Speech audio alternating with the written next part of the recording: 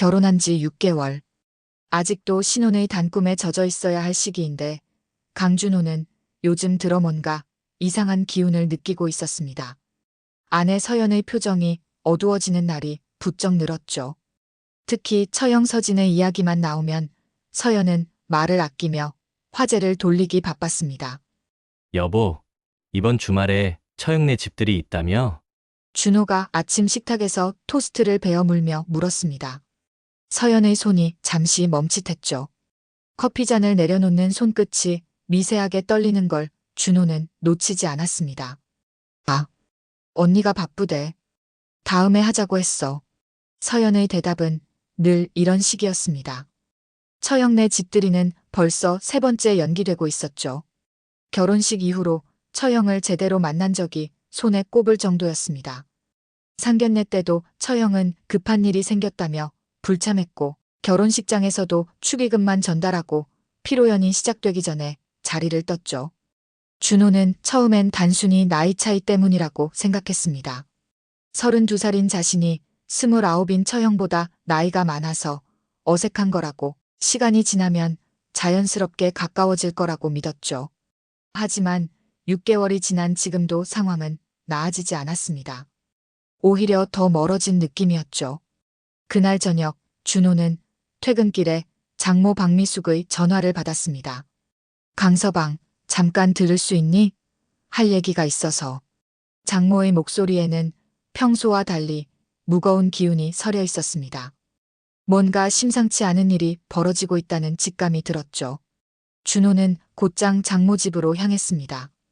거실에 앉자마자 장모는 한숨부터 내쉬었습니다. 주름진 손으로 이마를 짚으며 말을 꺼내기 힘들어하는 모습이었죠. 어머님, 무슨 일이신가요? 서연이한테 무슨 일이라도. 아니야, 서연이는 괜찮아. 근데 강서방, 내가 더는 못 참겠어서 이렇게 불렀어. 장모는 테이블 위에 놓인 차를 한 모금 마시고는 천천히 입을 열었습니다. 서진이 말이야. 3년째 너를 피하고 있잖니. 이제는 가족 모임에도 안 나와. 너 때문이 아니라 핑계를 대는데 누가 봐도 너를 피하는 거야. 준호는 놀란 표정을 감추지 못했습니다. 어렴풋이 느끼고는 있었지만 이렇게 직접적으로 듣게 될 줄은 몰랐죠. 제가 뭘 잘못했나요? 처형한테 신뢰되는 일이라도. 장모는 고개를 저었습니다. 그리고는 3년 전 그 겨울날의 이야기를 꺼내기 시작했죠. 너 기억하니? 서연이 아버지 장례식 때 말이야. 준호의 가슴이 철렁 내려앉았습니다. 그때의 기억이 파노라마처럼 스쳐 지나갔죠. 차가운 장례식장의 공기, 향냄새, 그리고 한 번도 뵙지 못한 채 영정 사진으로만 마주한 장인어른의 얼굴이 떠올랐습니다. 3년 전 겨울, 그해 12월의 어느 목요일이었습니다. 준호와 서연이 연애를 시작한 지 겨우 넉 달째 되던 날이었죠. 아직 서로를 알아가는 단계였고 첫사랑의 설렘에 빠져있던 시기였습니다. 서연의 가족들과는 명절 때 한 번 인사드리기로 약속이 되어 있었는데 그 약속을 지키기도 전에 청천벽력 같은 소식이 전해졌죠. 여보세요? 준호 씨. 새벽 5시 서연의 전화를 받은 순간 준호는 직감적으로 알았습니다. 서연의 목소리가 너무나 작고 떨리고 있었거든요. 울음이 섞인 그 목소리는 평소의 명랑함과는 전혀 달랐습니다. 우리 아빠가 돌아가셨대. 준호는 곧장 서연을 만나러 달려갔습니다. 병원 영안실 앞에서 만난 서연은 이미 초췌해져 있었죠. 갑작스러운 심장마비였다고 했습니다. 전날 밤까지만 해도 멀쩡하게 저녁을 드시고 텔레비전을 보셨다는데 새벽에 갑자기 가슴을 부여잡고 쓰러지셨다고 했죠. 준호는 그때 처음으로 서연의 가족들을 만났습니다. 장모 박미숙은 넋이 나간 표정으로 영안실 의자에 앉아 있었고 처형서진은 동생을 꼭 안고 있었죠. 모두가 슬픔에 빠져 있는 그 순간 준호는 자신이 무엇을 해야 할지 몰라 발만 동동 구르고 있었습니다. 제가 뭘 도와드릴까요? 준호의 말에 처형서진이 처음으로 준호를 바라봤습니다. 붓기가 가득한 눈으로 준호를 잠시 훑어본 뒤 고개를 끄덕였죠. 장례식장 예약부터 해야 하는데 엄마는 지금 정신이 없으시고 그 순간부터 준호의 나흘간의 긴 여정이 시작됐습니다. 한 번도 뵙지 못한 장인어른, 연애한 지 겨우 넉 달밖에 안 된 사이였지만 준호는 마치 진짜 사위가 된 것처럼 행동했죠. 장례식장 선정부터 부고, 연락, 조문객 안내까지 모든 일을 도맡았습니다. 제가 할게요. 어머님과 처형, 서연이는 곁에서 장인어른을 지켜주세요. 준호는 그렇게 말하며 장례 절차를 하나하나 처리해 나갔습니다. 평소 다니던 회사에는 경조사 휴가를 냈죠. 상사는 의아해했지만 준호의 진지한 표정을 보고는 더 묻지 않았습니다. 장례식장은 대학병원 지하에 마련됐습니다. 준호는 아침 일찍부터 밤늦게까지 그곳을 지켰죠. 조문객들이 오면 안내를 하고 식사 시간이 되면 음식을 챙겼습니다. 커피가 떨어지면 채워 넣고 화장실 휴지가 부족하면 직접 가져다 놓았죠. 서연이 남자친구시죠? 정말 고생이 많으시네요. 조문객들은 준호를 보며 감탄했습니다. 아직 결혼도 하지 않은 사이인데 이렇게 헌신적으로 나서는 모습이 기특해 보였던 거죠. 준호는 그저 묵묵히 자신이 할 수 있는 일을 했을 뿐이었습니다. 부의금도 적지 않게 준비했습니다. 사실 준호의 한 달 월급의 절반이 넘는 금액이었죠. 하지만 아깝다는 생각은 들지 않았습니다. 서연을 사랑하는 마음, 그리고 한 번도 뵙지 못하고 떠나보내야 하는 죄송함이 더 컸거든요. 장례 둘째 날 오후, 준호는 처음으로 잠시 숨을 돌릴 수 있었습니다. 조문객이 뜸한 시간이었죠. 서연은 장모와 함께 잠시 집에 다녀오는 중이었고 처형 서진만이 빈소를 지키고 있었습니다. 준호는 의자에 앉아 잠시 눈을 감았죠. 전날부터 거의 뜬 눈으로 지새운 탓에 피로가 몰려왔습니다. 그때였습니다. 주머니 속 휴대폰이 진동했죠. 대학 동기가 보낸 메시지였습니다. 별 생각 없이 열어본 영상은 최근 인기를 끌고 있는 개그 프로그램의 한 장면이었죠. 준호도 모르게 입꼬리가 올라갔습니다. 피곤함에 잠시 정신이 풀어진 탓이었을까요?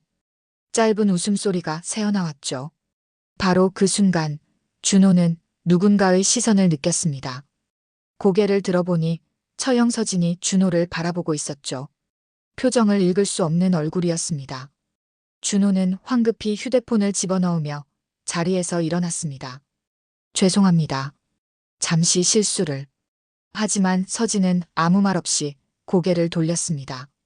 그리고는 다시 영정사진을 바라보며 앉아있을 뿐이었죠. 준호는 어색함을 느끼며 자리를 피했습니다. 화장실에서 찬물로 얼굴을 씻으며 정신을 가다듬었죠. 내가 미쳤구나. 장례식장에서 무슨 짓을 한 거야. 자책감이 밀려왔습니다. 아무리 피곤해도 이건 아니었죠.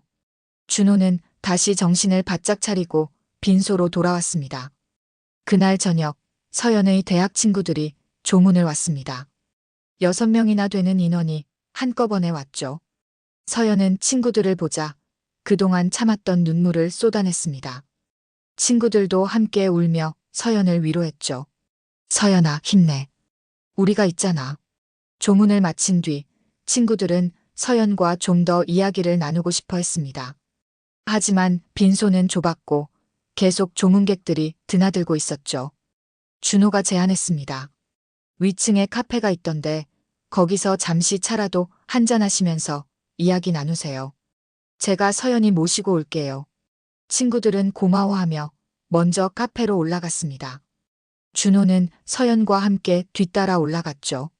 카페는 병원 특유의 삭막함을 덜어주는 따뜻한 공간이었습니다. 친구들은 서연을 가운데 두고 둘러앉았죠. 준호 씨죠? 서연이한테 많이 들었어요. 정말 고마워요.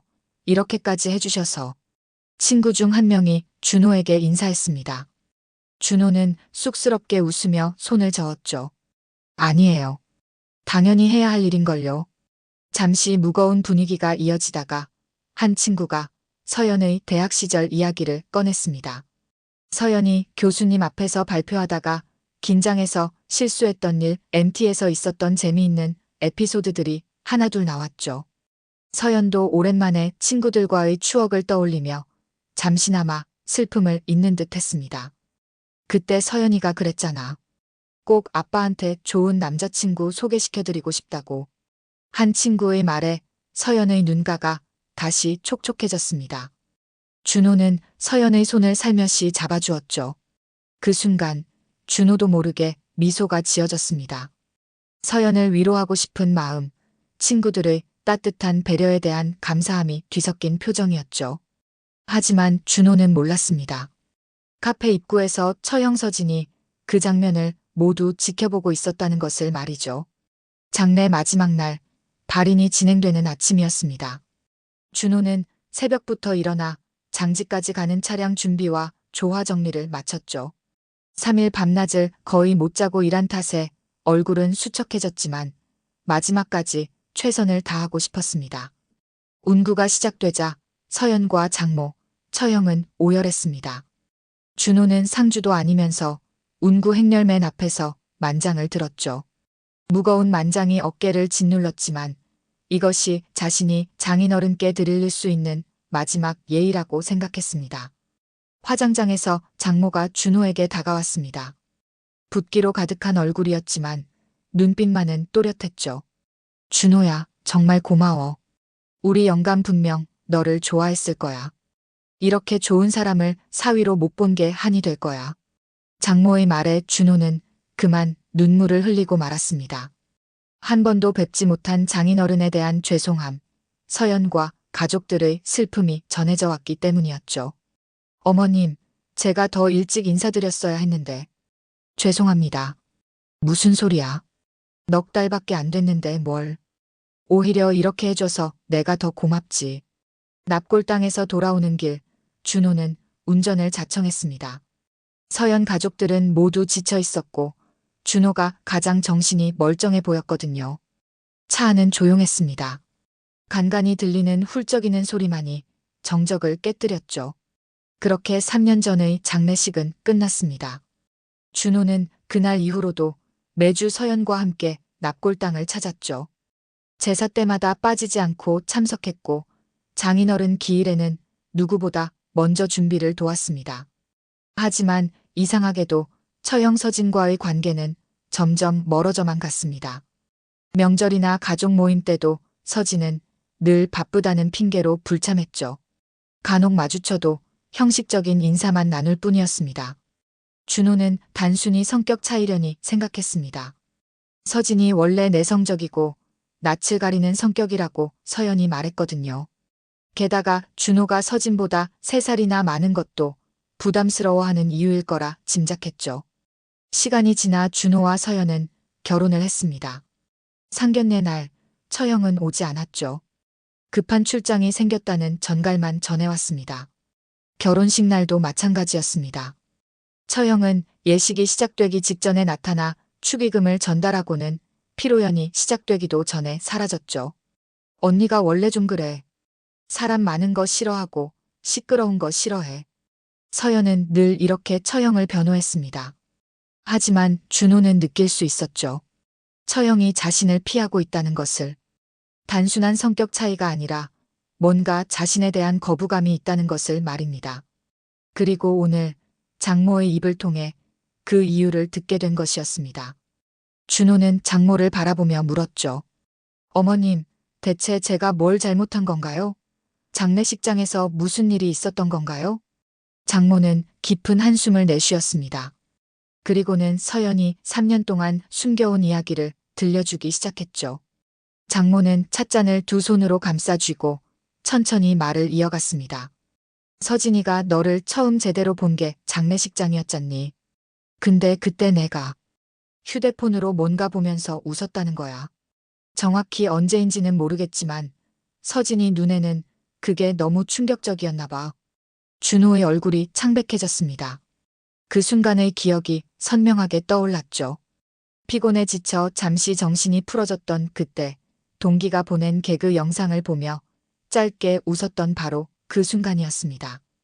그리고 둘째 날 저녁에는 서연이 친구들과 카페에서 담소를 나누며 웃는 모습도 봤다고 하더라. 서진이는 그때부터 내가 진정성이 없는 사람이라고 생각한 거야. 준호는 머리를 감싸 쥐었습니다.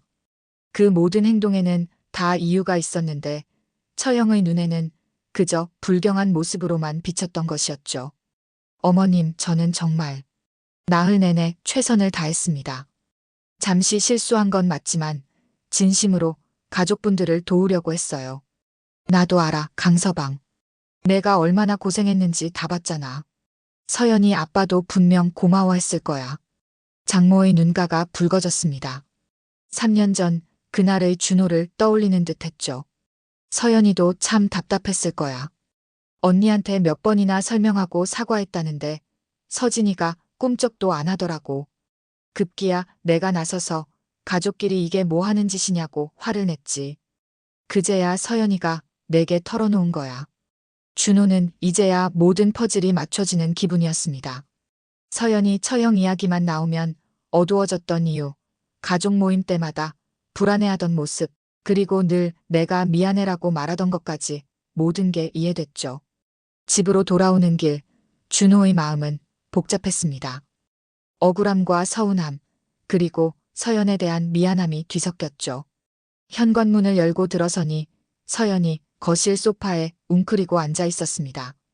다녀왔어? 서연의 목소리는 잔뜩 긴장해 있었습니다. 준호가 장모를 만나고 왔다는 것을 알고 있었던 거죠. 어머님한테 다 들었어. 처형이 나를 그렇게 생각하고 있었구나.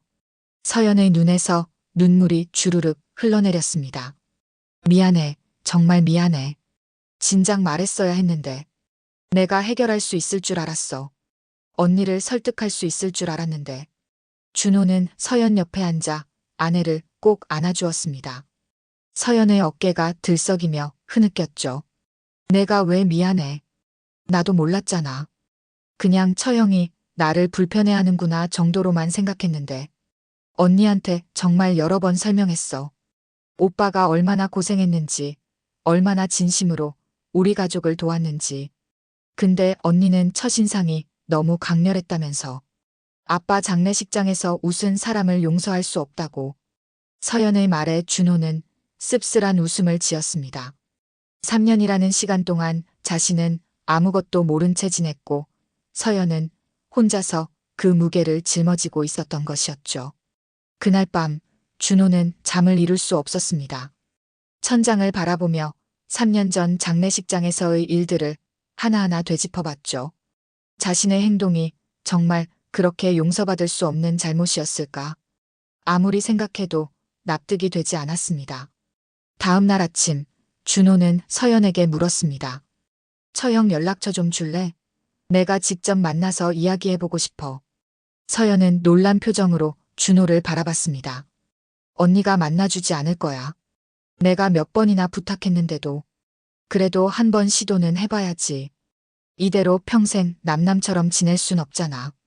준호는 처형에게 정중한 문자를 보냈습니다. 만나서 이야기하고 싶다고, 오해가 있다면 풀고 싶다고 썼죠. 하지만 답장은 오지 않았습니다.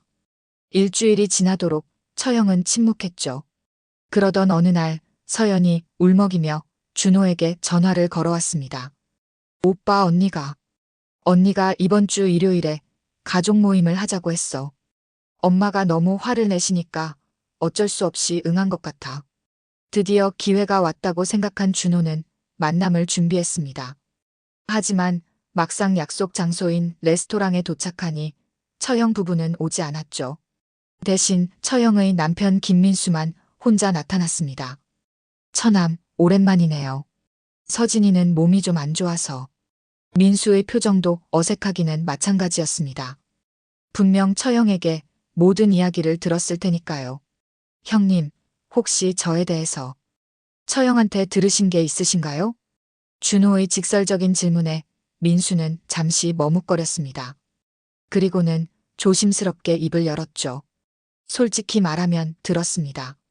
장인어른 장례식 때 일말이에요.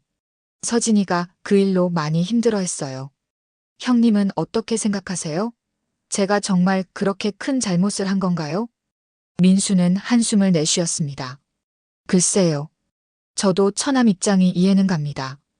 연애 초기에 나흘씩이나 장례식장을 지킨 거잖아요. 그것만으로도 대단한 일이죠. 하지만 서진이 입장도 이해가 가요.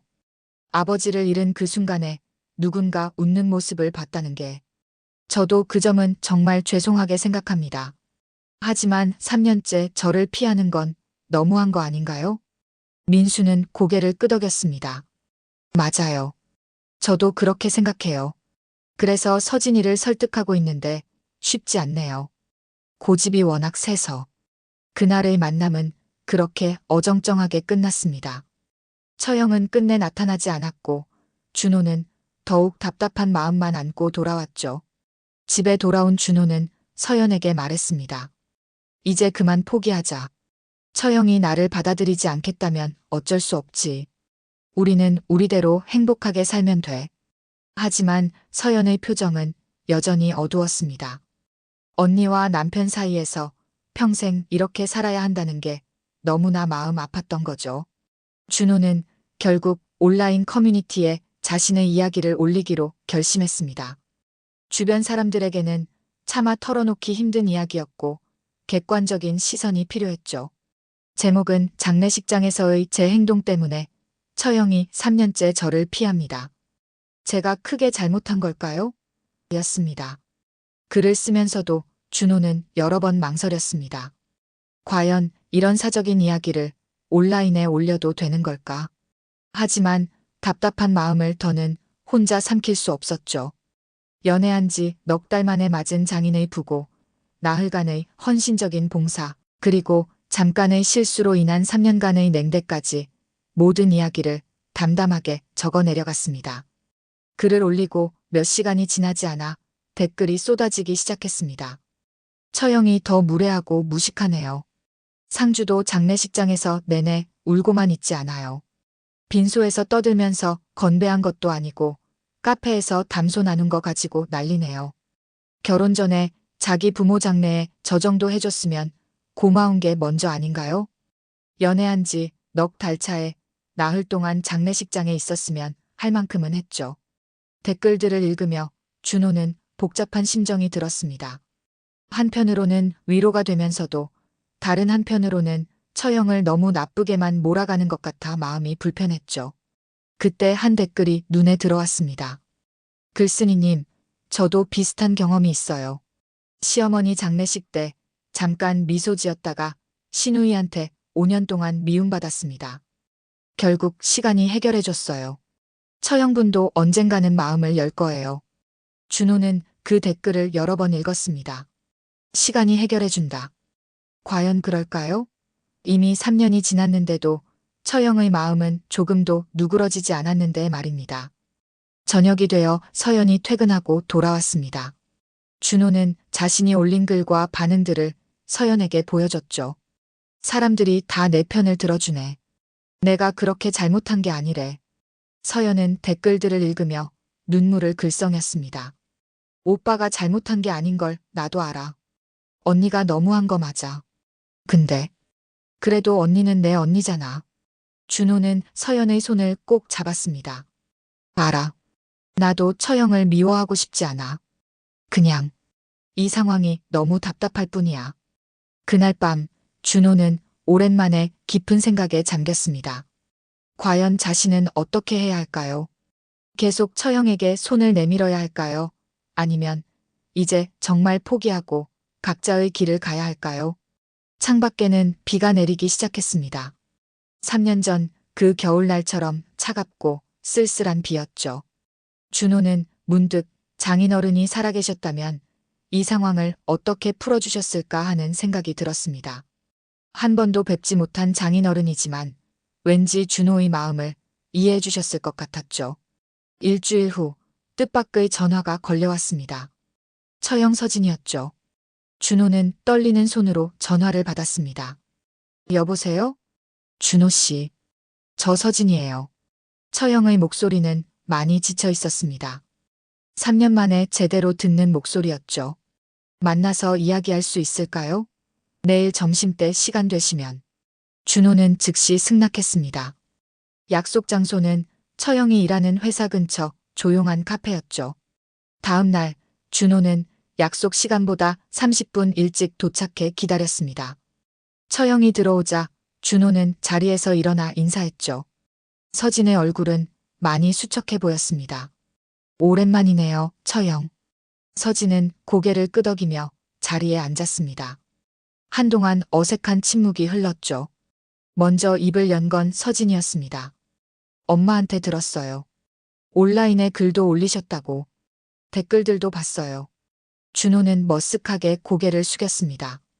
죄송합니다. 너무 답답해서. 아니에요. 오히려 제가 죄송해요. 3년이나 준호 씨를 피하면서. 서연이도 많이 힘들었을 거예요. 서진의 눈가가 붉어졌습니다. 그리고는 천천히 말을 이어갔죠. 사실 저도 알아요. 준호 씨가 그때 얼마나 고생했는지. 나흘 내내 장례식장을 지키고 모든 일을 도맡아 하셨잖아요. 연애한 지 넉 달밖에 안 됐는데 그렇게까지 해주신 거 정말 고마웠어요. 그런데 왜? 아빠를 보내는 그 순간이 너무 힘들었어요. 세상이 무너지는 것 같았죠. 그런데 누군가 웃는 모습을 봤을 때 이성적으로 생각할 수가 없었어요. 그냥 용서가 안 됐어요. 서진의 목소리가 떨렸습니다. 시간이 지나면서 제가 너무했다는 걸 알게 됐어요. 하지만 이미 너무 멀어져 버려서 어떻게 다가가야 할지 모르겠더라고요. 자존심도 있었고 창피하기도 했고. 준호는 서진의 손을 가만히 잡았습니다. 처형, 저도 정말 죄송해요. 그때 제가 좀 더 신중했어야 했는데 피곤하다는 핑계로 방심했어요. 아니에요. 사람이 나흘 내내 슬퍼만 할 수는 없잖아요. 저도 이제는 이해해요. 오히려 제가 너무 편협했어요. 두 사람의 눈에서 동시에 눈물이 흘러내렸습니다. 3년간 쌓였던 오해와 서운함이 녹아내리는 순간이었죠. 서연이가 얼마나 힘들었을까요? 언니와 남편 사이에서. 맞아요. 우리 서연이가 제일 고생했죠. 이제부터라도 잘해야겠어요. 서진이 미소를 지었습니다. 3년 만에 보는 진심 어린 미소였죠. 참, 다음 주에 우리 집에서 식사 한번 할까요? 제가 요리 좀 해볼게요. 엄마도 모시고 오세요. 준호도 환하게 웃었습니다. 그럼요. 꼭 갈게요, 처형. 카페를 나서며 서진이 말했습니다. 준호 씨, 아니, 이제 제부라고 불러야겠네요. 그동안 정말 미안했어요. 그리고 우리 서연이 잘 부탁해요. 제가 더 잘할게요, 처형. 집으로 돌아온 준호는 서연에게 모든 이야기를 들려줬습니다. 서연은 감격의 눈물을 쏟으며 준호를 꼭 안았죠. 정말? 언니가 정말 그랬어? 다음 주에 우리를 초대했다고? 응. 이제 진짜 가족이 되는 거야. 창밖의 하늘이 유난히 맑았습니다. 3년 전 그 겨울날 장인어른은 하늘로 떠나셨지만 그 자리에서 만난 인연은 이제야 진짜 가족이 되어가고 있었죠. 어쩌면 장인어른도 하늘에서 이 모습을 흐뭇하게 바라보고 계실지도 모릅니다. 장례식장에서의 작은 실수가 만든 3년의 오해. 하지만 결국 진심은 통하는 법이었습니다. 준호는 이제 알게 되었죠. 가족이 된다는 것은 완벽한 모습을 보여주는 게 아니라 서로의 불완전함을 이해하고 받아들이는 과정이라는 것을 말입니다. 오늘의 이야기는 여기까지입니다. 여러분의 구독과 좋아요는 영상 제작에 큰 힘이 됩니다. 구독과 좋아요 부탁드립니다.